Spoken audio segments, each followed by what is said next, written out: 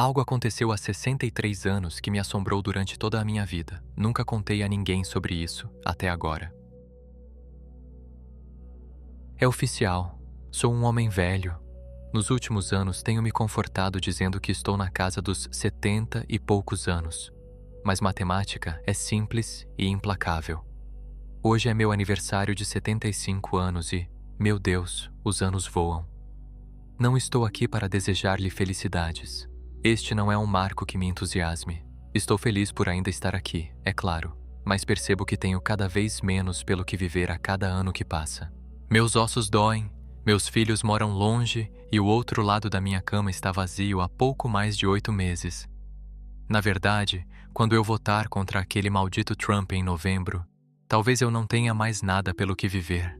Então poupe-me dos seus felizes aniversários e dos seus parabéns, por favor. Estou aqui porque tenho uma história para ti, e é uma que nunca contei antes. Eu costumava pensar que o guardava lá dentro porque era bobo, ou talvez porque ninguém acreditaria.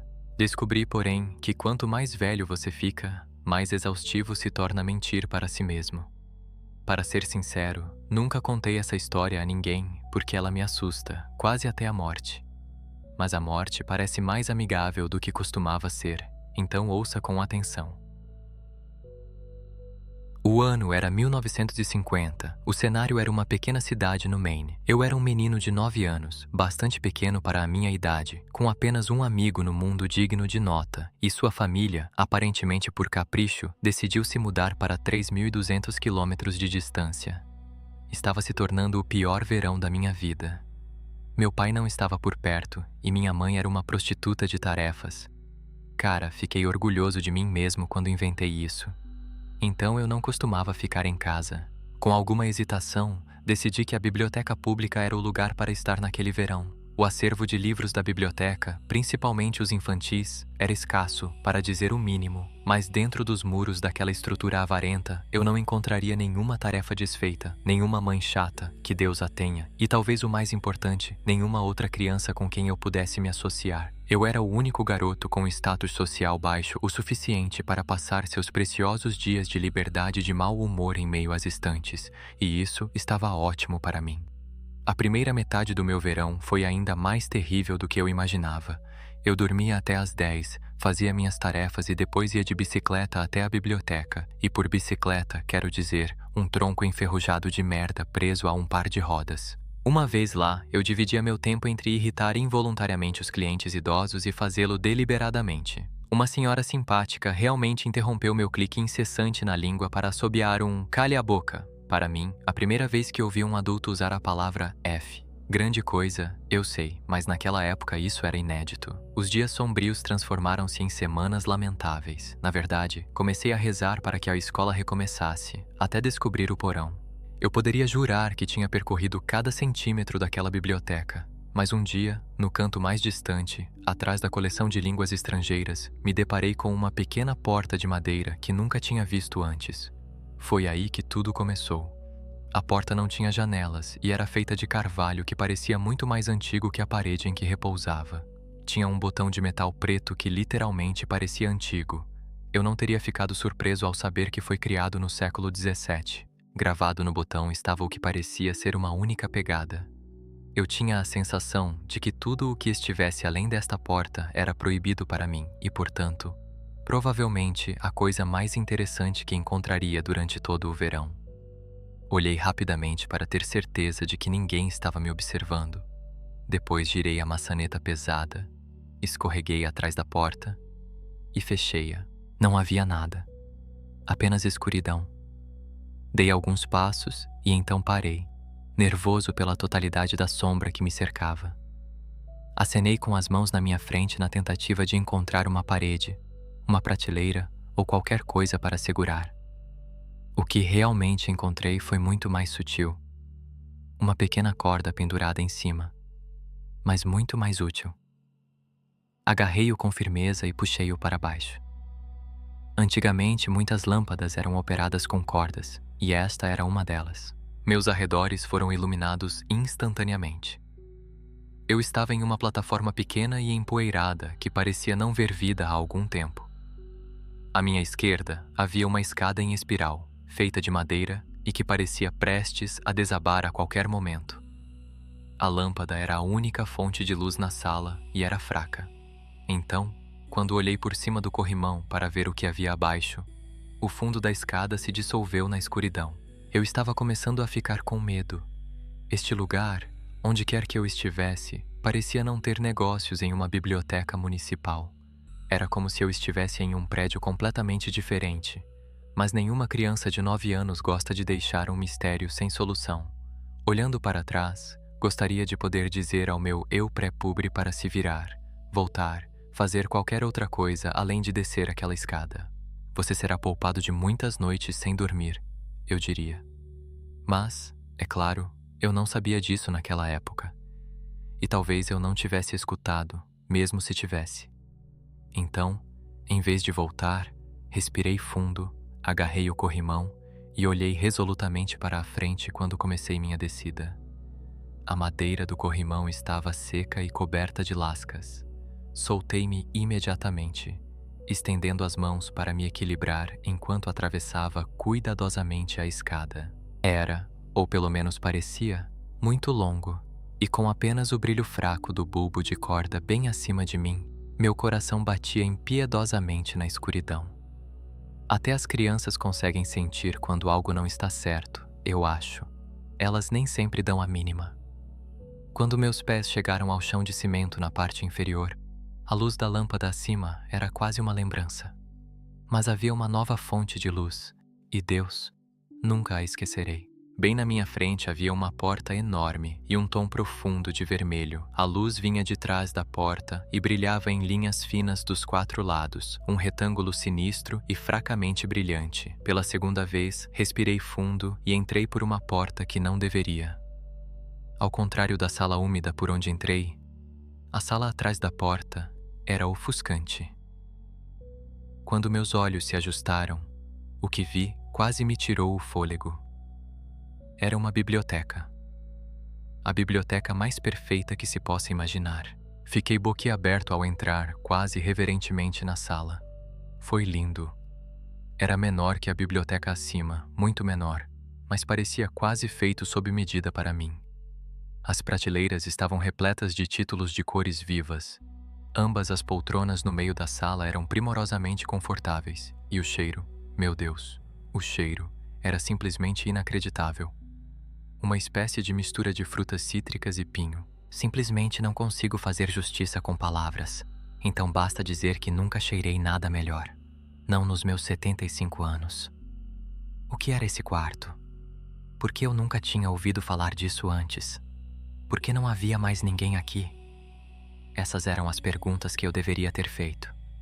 Mas eu estava embriagado. Enquanto olhava ao redor para todos os livros e me deleitava com o cheiro do paraíso, só consegui formar um pensamento. Nunca mais ficarei entediado. Na verdade, o tédio só se escondeu de mim durante 3 anos. Foi no meu aniversário de 12 anos, há 63 anos até hoje, que tudo mudou. Antes daquele dia, eu visitava meu santuário no porão sempre que podia, geralmente várias vezes por semana. Nunca vi outra alma lá embaixo, mas estranhamente permaneci livre de suspeitas. Nunca retirei um livro daquela sala, mas em vez disso pegava um volume específico onde quer que tivesse parado de ler durante minha visita anterior. Sentei-me, sempre na mesma poltrona roxa escura, e sempre deixando seu gêmeo estéril e bem em frente a mim. Aquela poltrona era minha. A outra era... Bem, acho que eu não conseguiria articulá-la naquela época muito melhor do que consigo agora. Mas não era meu. Isso é certo. No meu 12º aniversário, cheguei mais tarde do que o normal. Minha mãe convidou alguns colegas de classe e alguns primos para comemorar em nossa casa. Um gesto que achei mais tedioso do que tocante. Na verdade, eu só queria passar meu aniversário sentado, lendo e cheirando o paraíso.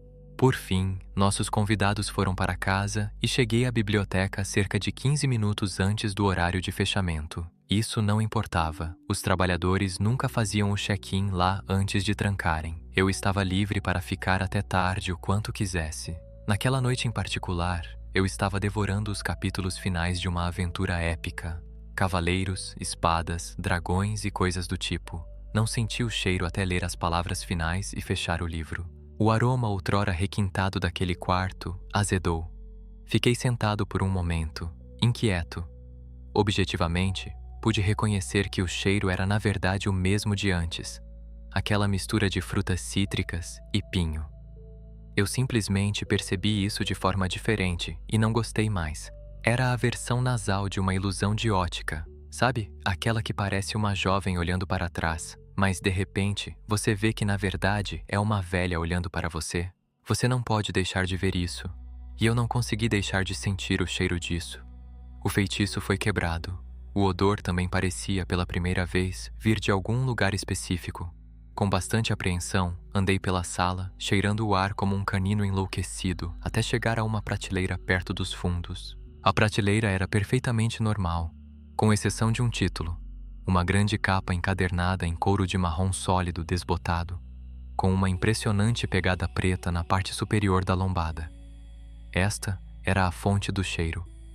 Abri a capa e vi uma frase rabiscada cuidadosamente em tinta vermelho-sangue no topo da primeira página. Descanse suas tristezas, amigo, e deixe-as onde estão. Olhei para esta frase, hipnotizado, enquanto começava a me retirar para minha cadeira. Virei uma página, em branco. O cheiro ficou mais forte. Outra página, em branco, e o cheiro ficou ainda mais forte. Parei por um momento, reprimi uma mordaça e continuei andando.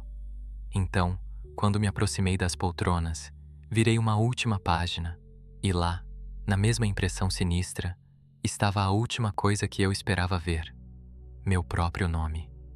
Deixei cair o livro. Comecei a correr em direção à porta, mas quando mudei meu olhar para frente, meu coração pulou na garganta e parei no meio do caminho. A cadeira vazia não estava mais vazia. Um homem idoso de terno sentou-se diante de mim com uma perna cruzada sobre a outra, contemplando-me com penetrantes olhos cinzentos e um leve sorriso irônico. Isso tudo foi demais. Caí de joelhos e expeli o conteúdo do meu estômago para o tapete. Limpei a boca, olhando para o meu vômito, quando ouvi o homem soltar uma risada. Olhei para ele incrédulo. "Quem é você?" perguntei, pânico na voz. O homem levantou-se de um salto, agarrou-me suavemente pelos ombros e ajudou-me a sentar-me na cadeira. Ele sentou-se, mais uma vez, sozinho. "Receio que tenhamos começado mal", disse ele, olhando para a pilha de doentes no tapete.